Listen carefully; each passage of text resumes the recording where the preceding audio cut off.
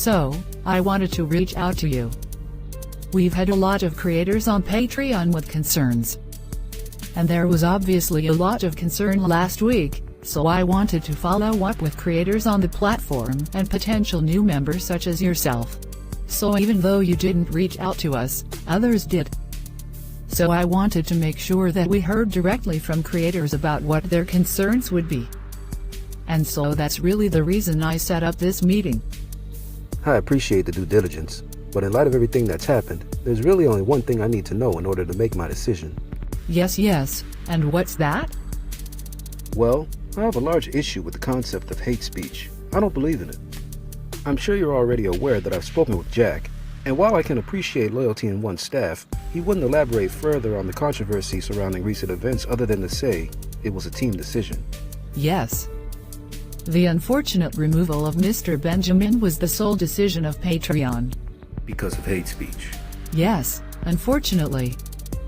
Not for actually being hateful towards anybody, but for just using a word that's classified as hate speech. Well, I'm sorry. One small thing I forgot to ask before we started. Yes? I just wanted to make sure that we're not recording. Like, I'm not recording on my side. No. Okay, perfect. Just to confirm, like, you're not recording, I'm not recording. Just to make sure that we're both okay with that. You gonna answer my question? Understood. I just wanted to make sure. I want to recognize that it's a huge loss, and that's obviously something we don't intend to have happen, but it has happened in this case, and it's something that we want to try to make sure does not happen in the future.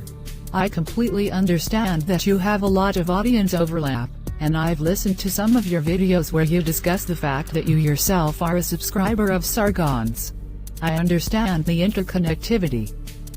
And I understand that people are unhappy with Patreon. They're unhappy with the decision, and that it bleeds over into your following as well.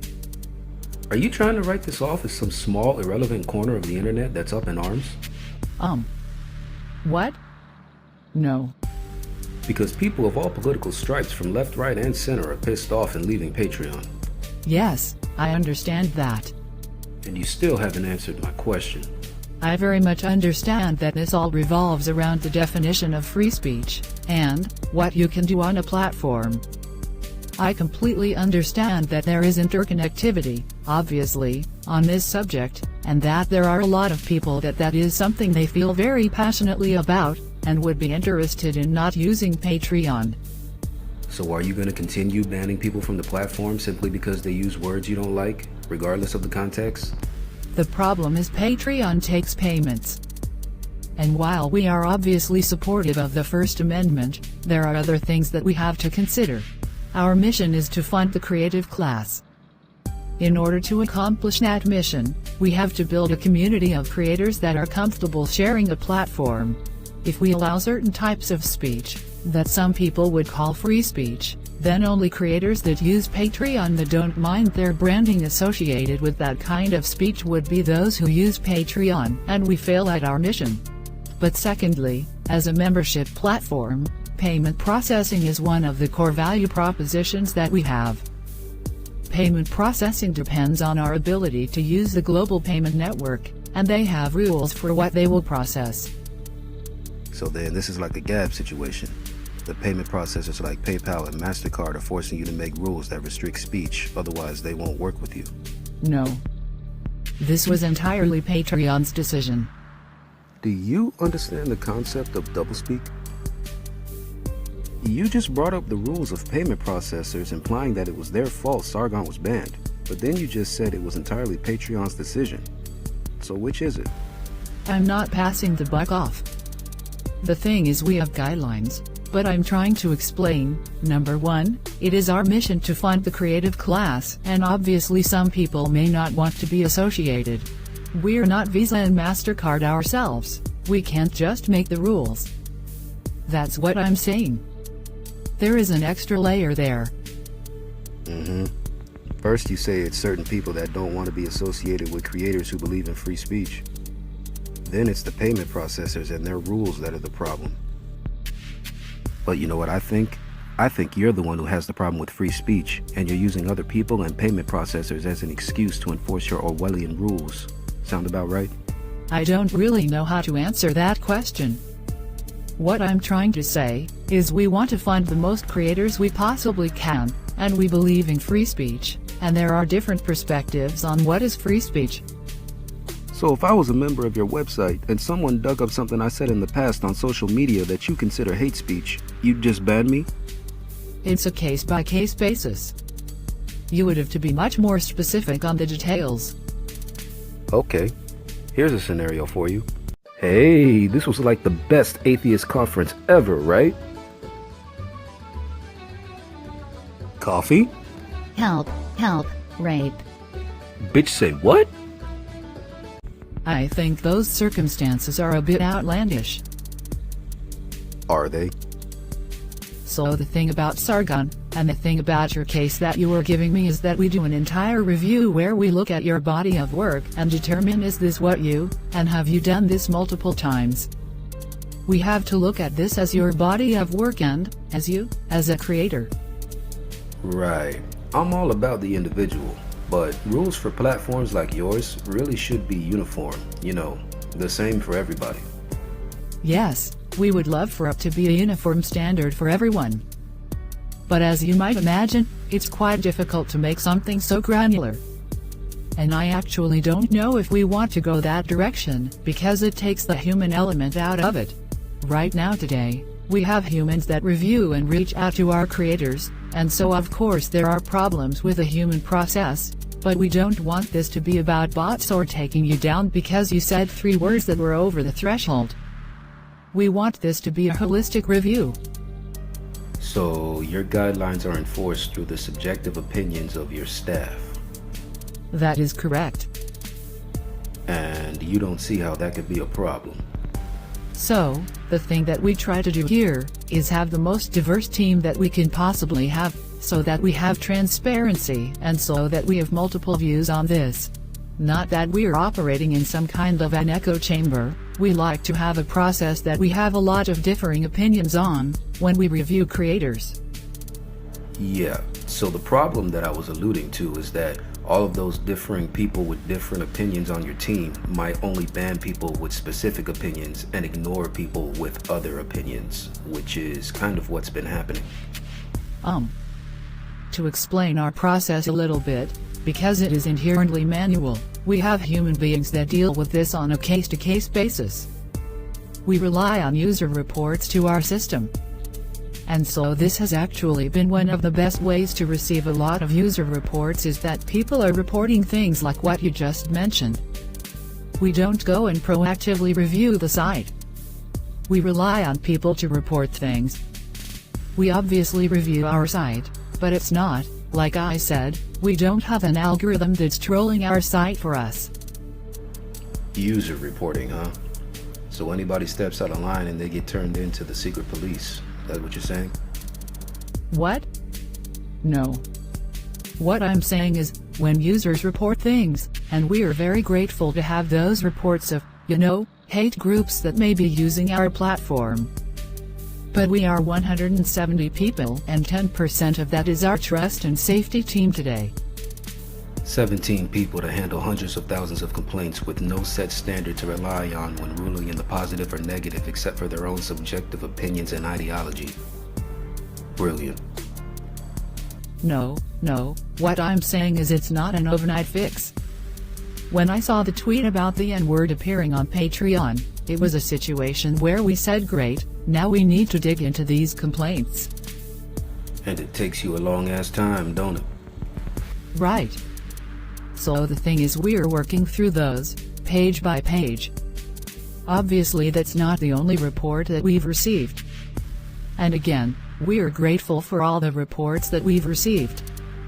But now we're sifting through those. Seems to me that once you're all done sifting, everybody that agrees with your ideology will still be there, and everybody that doesn't, like say Milo, who was banned for being associated with the Proud Boys even though he disavowed, well, all of them will be gone, right?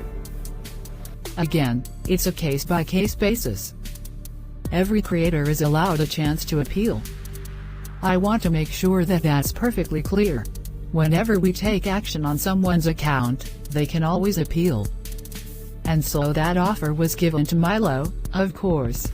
But the thing with the disavowal is it is to be creators who make that choice, and it's not just, like if you look at the disavowal, it was a situation where I think a lot of people said this wasn't really a disavowal. Which is exactly why having a subjective standard instead of a uniform standard will create problems and insinuate bias. The Proud Boys are not an extremist group, and they've only been classified as such because when they go out and Antifa attacks them, they fight back instead of running away or taking a beating. Milo is a political agitator and kind of an attention whore. That's my opinion. And what you're saying is, if I support either Milo or the Proud Boys, even if it's not for any type of extremist activity, I can be banned. Praising Milo is not equal to hate speech or something of that nature. If praising someone who isn't fit for your platform not considered hate speech, then why was Milo banned for praising the Proud Boys? I don't want to get into specific cases, The whole basis of my invitation to this meeting was to discuss the specifics of how your team decides whether or not someone should be removed from Patreon. So I kind of need to know the specifics. Again, we take user reports. I reiterate my secret police statement. So, if your entire basis as a creator, if you're funding that through Patreon, but just to be a little more specific, we're talking about, you, and the case for you. If you have any questions about something you might be saying, is that you can always contact us. This is one of the things that we do with creators is if they say, hey, I'm about to go and do this thing, we say don't link that to Patreon, or don't say this or this. Secret police. What I'm talking about is that we've had people that have had photos that are quite controversial, and they've contacted us before and said, is there going to be a problem if I post this on my Patreon? And your response should be to just let the audience decide. You know, that thing we call the free market? We are not a free market. No shit.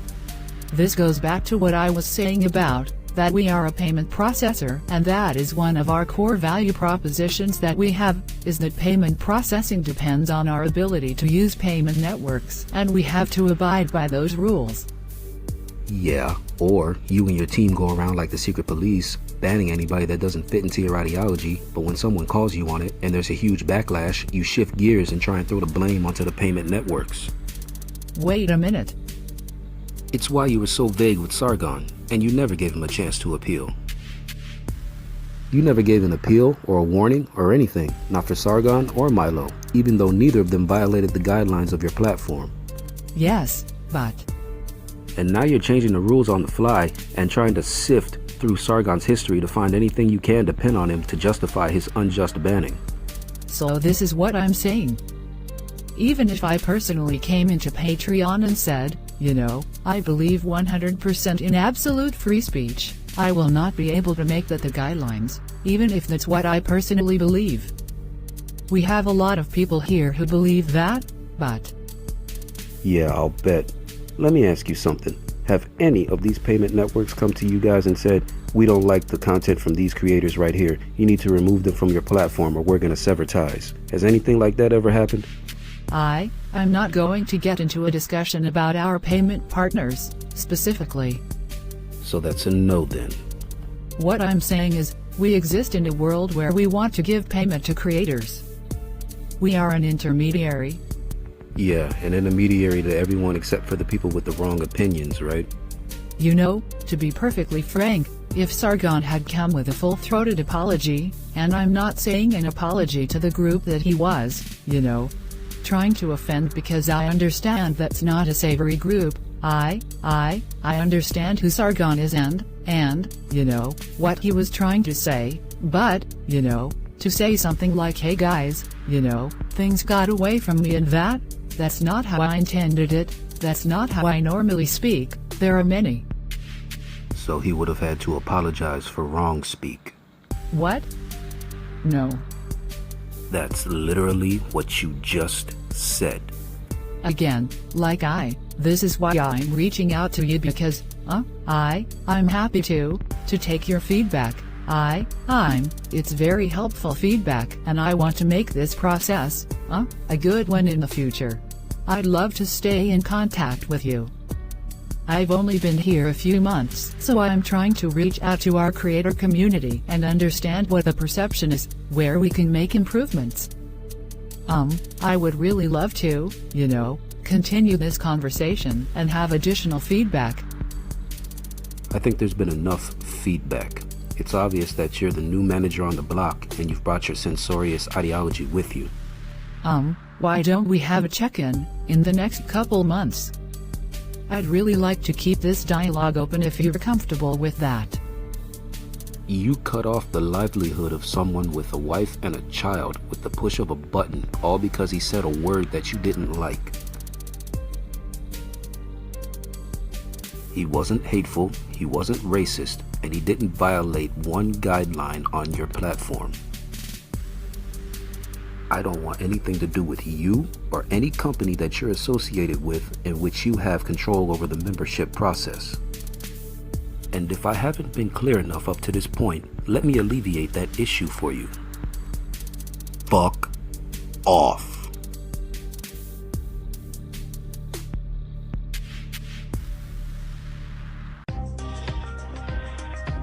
Hey, thanks for watching, everyone. If you're new to the channel and like what you see, go ahead and hit that subscribe button. If you want to support me, well, I'm not on Patreon for obvious reasons, but you can buy my merch. I sell music. If that's not your thing, you can donate through PayPal on my website. All links are in the description. Thanks again, and y'all have a good one. Peace.